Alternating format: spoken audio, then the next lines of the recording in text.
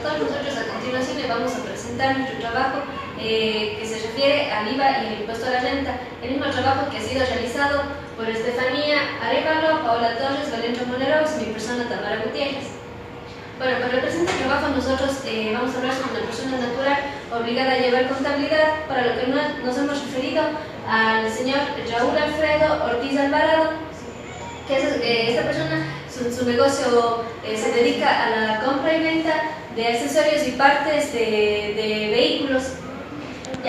Para lo cual hemos desarrollado compras y ventas desde el mes de enero hasta el mes de junio, en el cual presentaremos sus respectivas declaraciones en los formularios y también conjuntamente con impuestos y moras respectivamente, según nos requiera, y también presentaremos pues el impuesto a la renta con cada uno de sus rubros respectivos.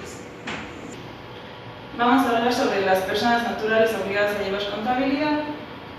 Los requisitos para que sea una persona natural obligada a llevar contabilidad principalmente son que debe comenzar con capital inicial mayor a 9 fracciones básicas, debe tener costos y gastos mayores a 12 fracciones básicas y también debe tener ingresos mayores a 15 fracciones básicas. Las obligaciones de las personas naturales obligadas a llevar contabilidad: estos contribuyentes deben presentar la declaración mensual del IVA en el formulario 104. Para realizar esta declaración debe tener un contador y el mismo que debe tener una clave para acceder a los servicios en línea y también el contribuyente. La declaración del impuesto a la renta se realizará de manera anual en base a la tabla. Se pagará un impuesto por la fracción básica y un porcentaje por el excedente. Esto será, como estamos en el año 2015, el mínimo de la fracción básica será 10.800 y se pagará hasta 110.190. Para las fechas de declaración, esto va a depender del noveno dígito de RUC en el mes de marzo, y si es que cae un fin de semana la fecha de declaración o un día feriado, esta se presentará el día siguiente hábil. Para el anticipo del impuesto a la renta de personas naturales obligadas a llevar contabilidad, será la suma del 0.2% del patrimonio total, el 0.2% del total de costos y gastos que sean deducibles, el 0.4% de los activos total que posea y el 0.4% de los ingresos gravables.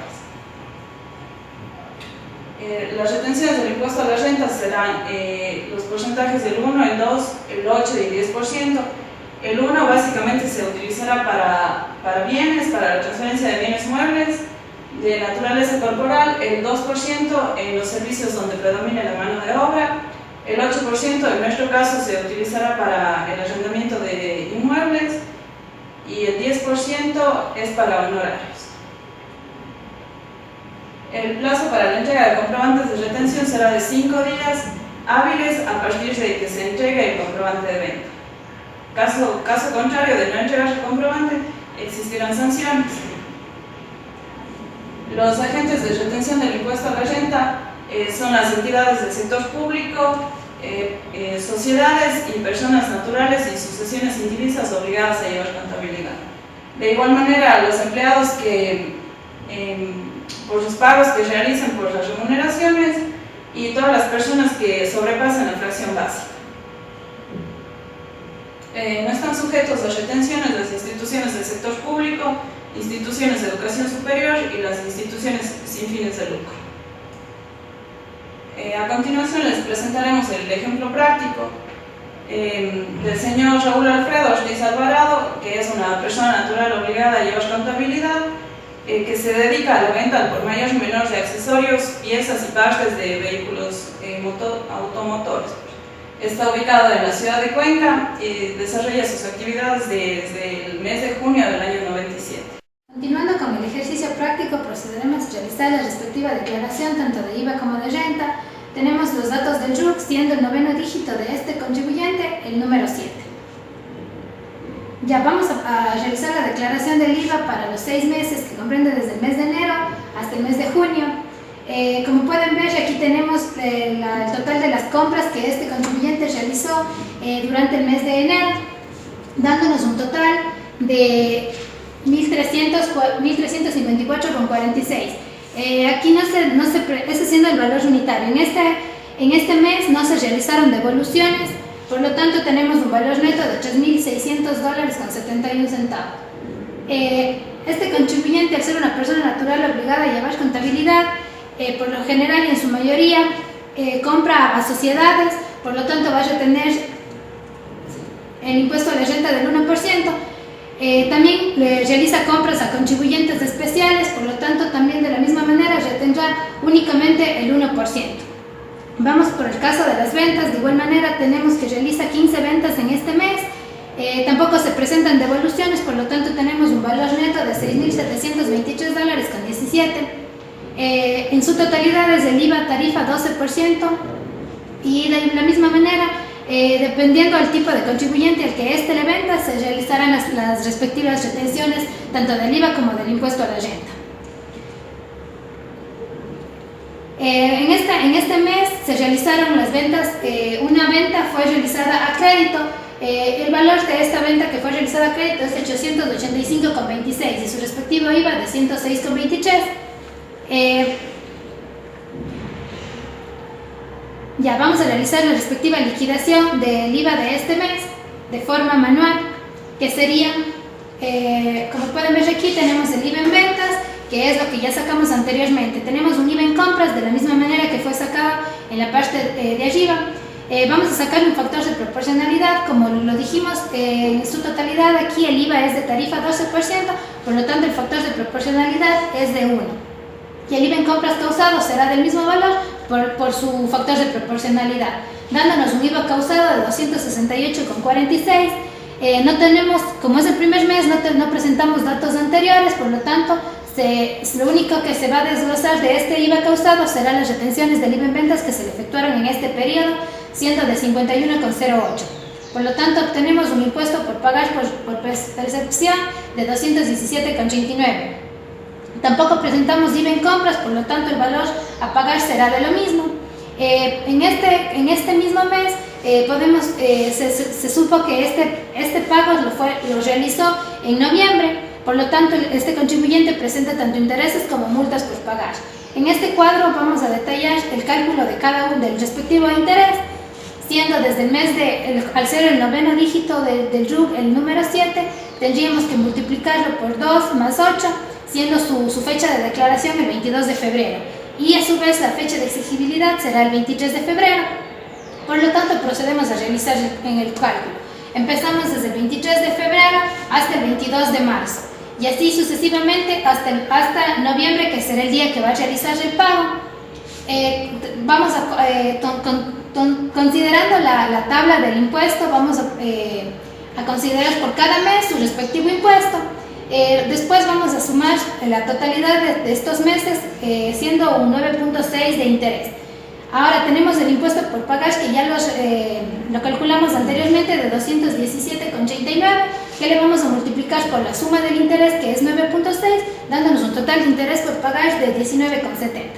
De la misma manera, para la multa tenemos el impuesto que representa el 217,39. El porcentaje que vamos a pagar es del 3%, ya que existe un impuesto por pagar. Y el número de periodos que representan, que serían 9 periodos, entonces la multa nos da igual al impuesto por pagar por su respectivo porcentaje y por el número de periodos 58,69. Entonces en la liquidación, al valor que tuvo por impuesto por pagar, le vamos a sumar también el valor por intereses y por multas, dándonos un total a pagar de 295,78.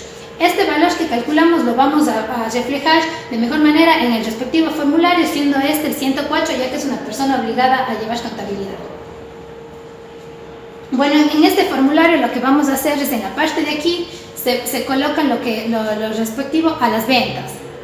Todo lo que representa ventas, como tenemos que las ventas no existieron devoluciones en este mes, el valor bruto será igual al valor neto de 6.723,17. En este casillero de acá se calcula el impuesto generado del valor neto, siendo este del 12%, 806,78. En la parte de aquí vamos a calcular lo que respecta a la liquidación del IVA. Como pueden ver, en la parte de acá, como se mencionó anteriormente, se realizó una venta a crédito. Entonces en la parte de acá vamos a considerar todo lo que se realiza a contado y en la parte de acá a crédito. Como en el casillero anterior se determinó que a crédito la venta fue de 885,26, se manda en este casillero de acá. Y en la parte de acá vamos a mandar todo lo que fue al contado, desglosado, lo que se pagará en el próximo mes, es decir, lo que fue a crédito. En el 482 se traslada el 429, que es el impuesto que se generó por IVA, que es los 805,78. Como es la primera declaración que estamos realizando, este casillero no se llena, puesto que se traslada del mes anterior. En la parte de acá vamos a calcular el impuesto que se va a liquidar este mes, siendo el 12% de todo lo que se va a pagar al contado. Este de aquí es el impuesto que se pagará el mes siguiente, siendo el 482 menos el 484, dándonos una diferencia de 106,23. Y en la parte de aquí, este será el impuesto a liquidar en este mes, que será la suma del 483 más del 484, que nos da 700,55. En la parte de acá vamos a detallar todo lo relacionado con las compras. De la misma manera, no existieron devoluciones, es decir, notas de crédito, por lo tanto el valor bruto será igual al valor neto. De la misma manera calculamos su respectivo impuesto, siendo este de 432,09. Una vez que determinamos esto, procedemos a calcular el factor de proporcionalidad que ya se calculó anteriormente. A manera de comprobación tendríamos el 411, 412, 415, 416, 417 y 418 dividido por el 419, que nos da 1. Y tenemos esta celda de aquí, que es el crédito aplicable en este periodo, que sería la multiplicación del factor de proporcionalidad por el IVA en compras, que nos da 482,09. En la parte de abajo procedemos a poner ya el impuesto que se generó. Al ser procedemos a calcular el IVA causado, que nos dice que es el 499 menos el 554. Siendo este un valor mayor que 0, se lo ubicará en la celda 601. Posteriormente a esto, como se generó un impuesto a pagar en este mes, lo que vamos a llenar son las retenciones en la fuente que han sido efectuadas en este periodo, que como ya se calculó anteriormente son de 51,08. Es decir, su total a pagar será la resta del impuesto menos las retenciones de 217,39.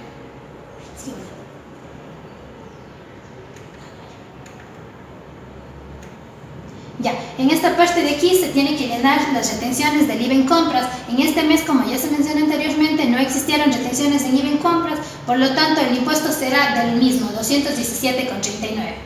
Posteriormente vamos a hacer el cálculo del interés y de la multa, que ya se realizó. Entonces teníamos el impuesto de los 217,39 más lo de interés más las multas, nos da un total de 295,78, que como ya lo calculamos anteriormente es el mismo valor tanto en el impuesto como lo que se calculó de forma manual en el mes de enero. Aquí podemos observar que cuadra.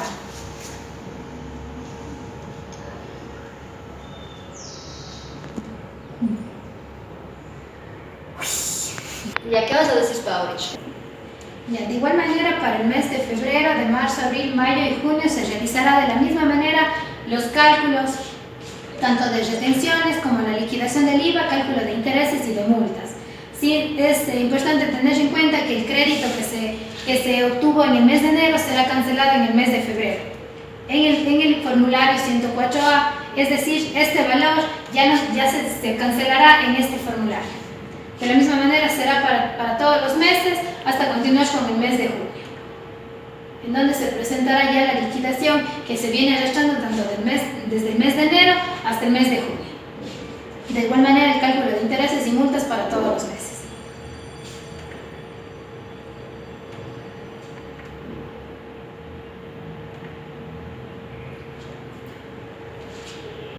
Bueno, ahora tenemos los datos necesarios para luego registrar dentro del formulario 102 de impuesto a la renta.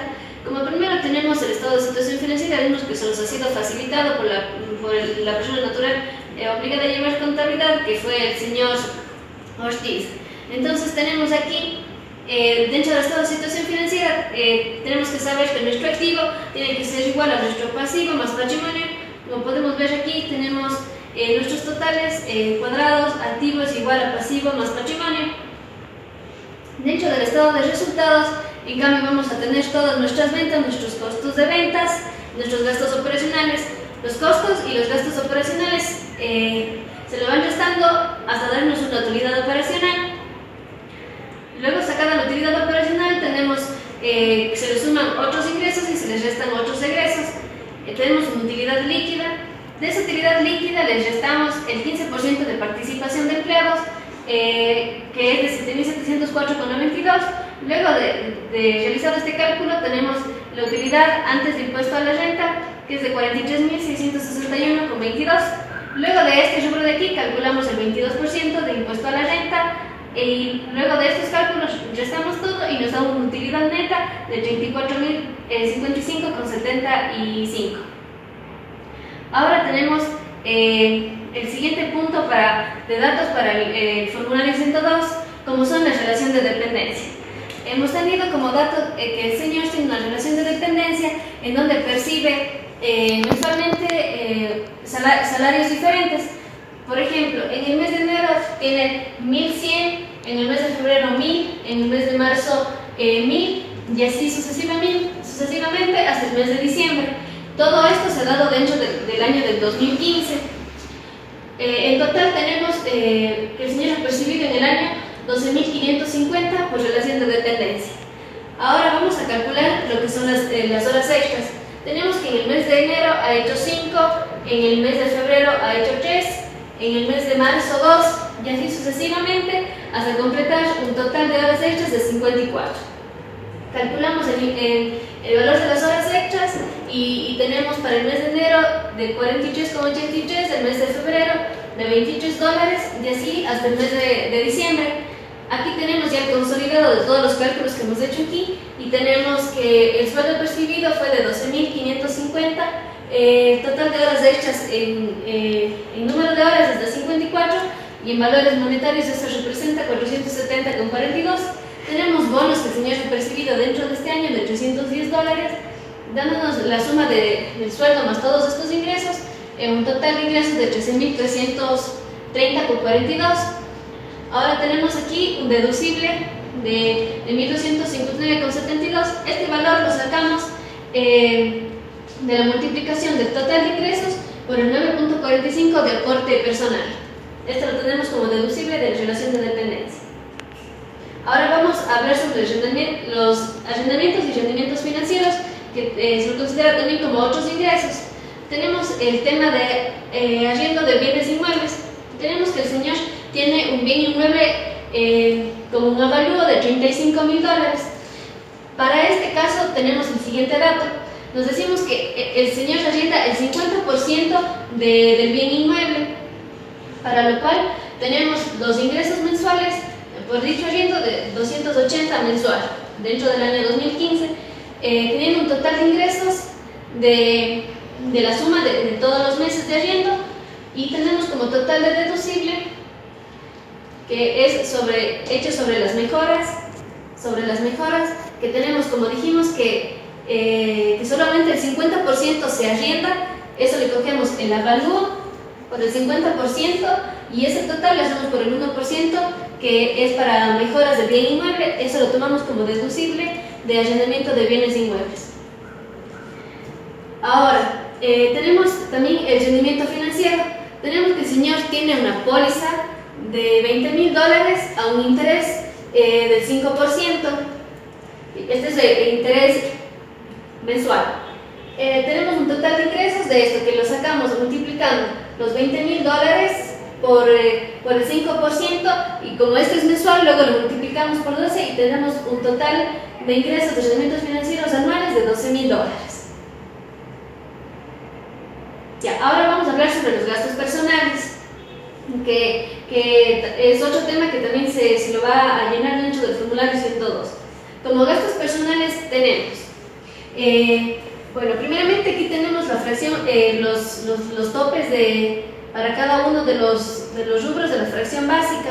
Aquí tenemos la fracción básica para el año 2015 es de 10.800, ¿sí? Entonces tenemos que puede ser máximo de educación, alimentación, vivienda y vestimenta de 3.510, que se lo multiplica la fracción básica por 0.325.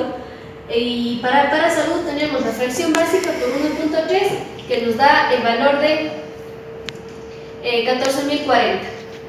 Ahora tenemos aquí ya detallado lo que es educación, salud, alimentación, vivienda, vestimenta, teniendo un total de 28.600. Ahora vamos a hacer el primer ajuste, puesto que los valores de aquí exceden a los topes que ya mencioné acá arriba.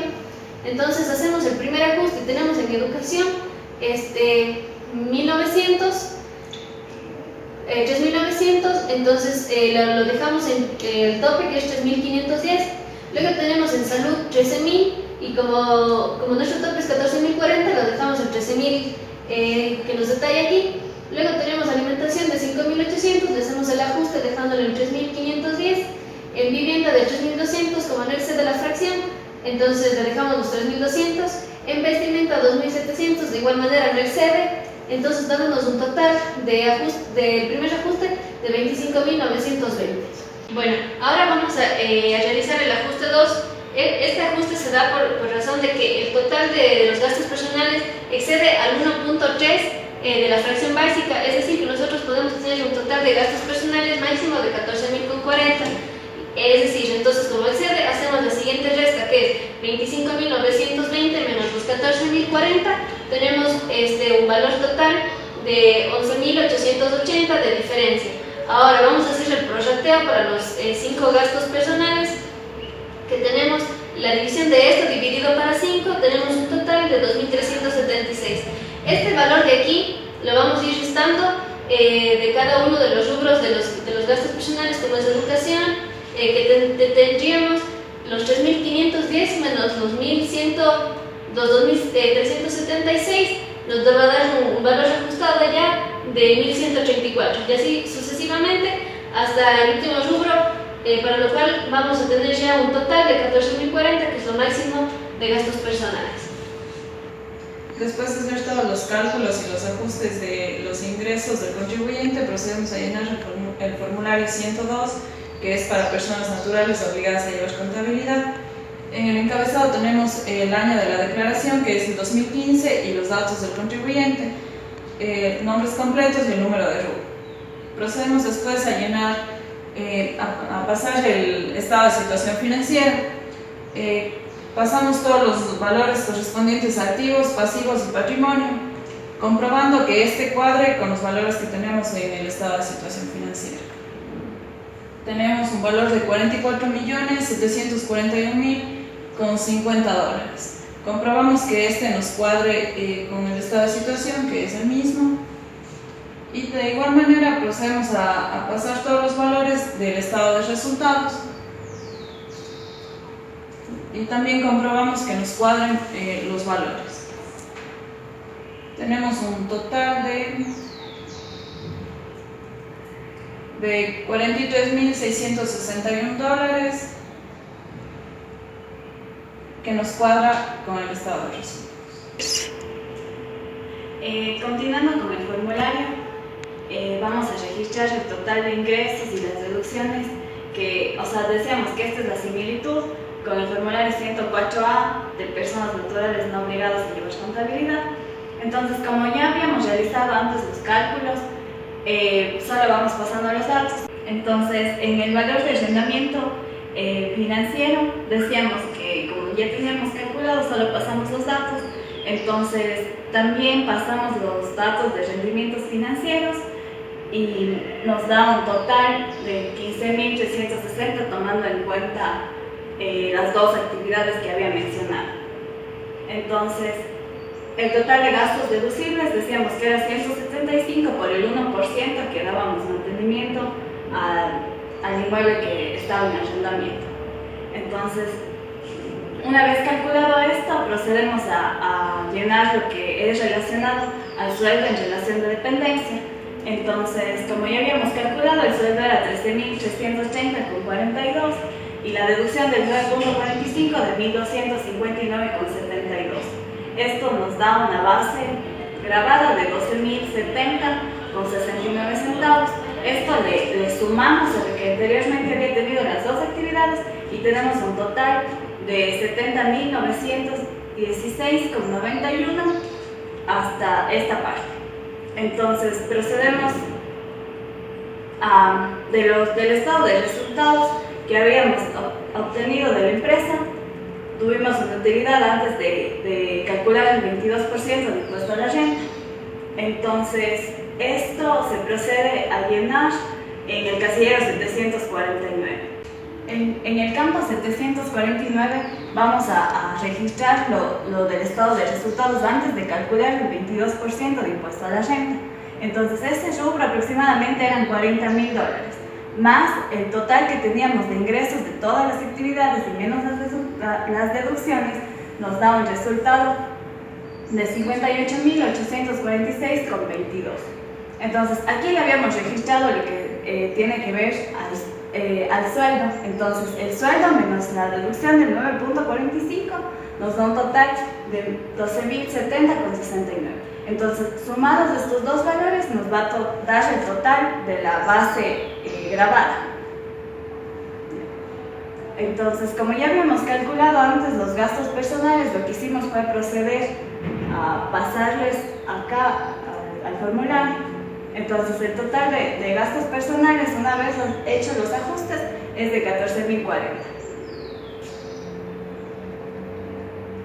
Entonces, la deducción total, como esta persona no es de la tercera edad ni tampoco hace el 50% de la sociedad conyugal, las únicas deducciones son los 14.040 de los gastos personales.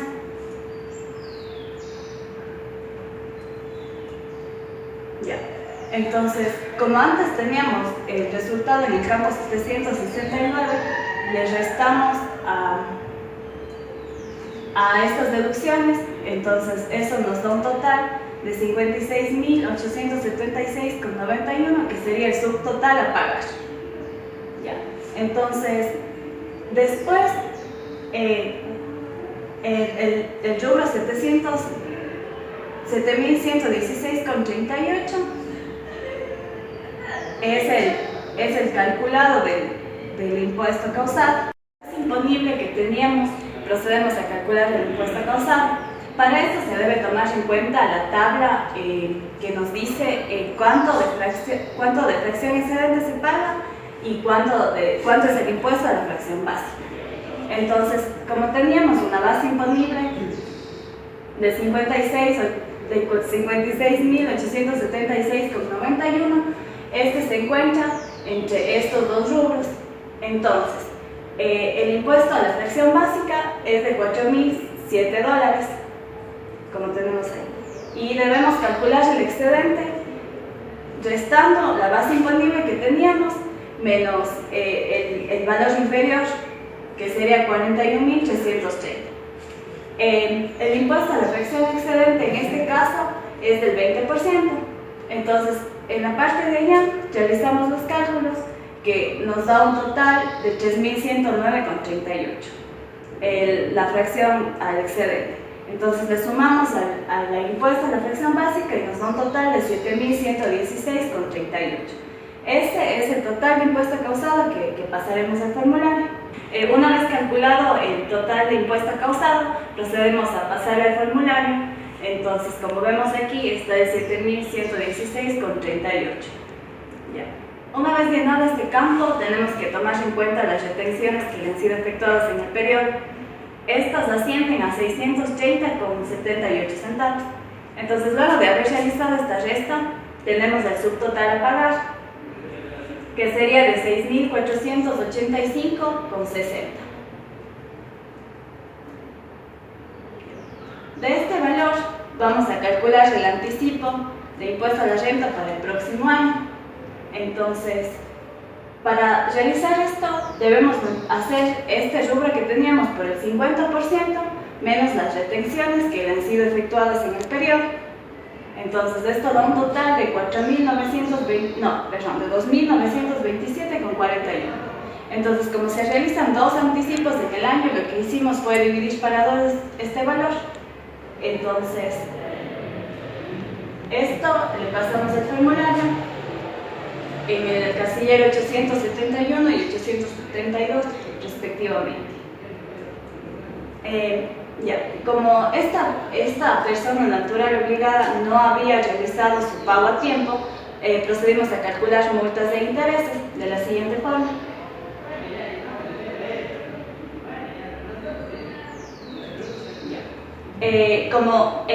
Sabemos que una persona natural no obligada a llevar contabilidad debe realizar su declaración el mes de marzo del siguiente año. Entonces la fecha de declaración sería el 22 de marzo del 2016 y la fecha de exigibilidad por ende el 23 de marzo. Ya. Entonces tomamos como ejemplo que la fecha de pago se realizó el 25 de agosto del 2016. Por lo tanto, el número de periodos que ha incurrido en mora son seis en total. Entonces lo que hicimos fue, de acuerdo a la tabla que nos establece el Banco Central, nos da el valor por la tasa de interés por trimestre. Entonces lo que hicimos fue realizar los cálculos respectivos. Entonces el total del interés por mora es 6.640%, que le multiplicamos por el total de impuesto a pagar que se encuentra. Entonces el total de interés por mora es de 430,64. Para calcular la multa necesitamos saber que es el 3% de acuerdo a la ley. Este 3% multiplicamos por el número de periodos y por el impuesto a pagar. Entonces, una vez realizados los cálculos de interés y multa, les pasamos al formulario. Esto nos da un total de $8.083,66, que es el total a pagar de este contribuyente. Eso ha sido todo. Muchas gracias por su atención.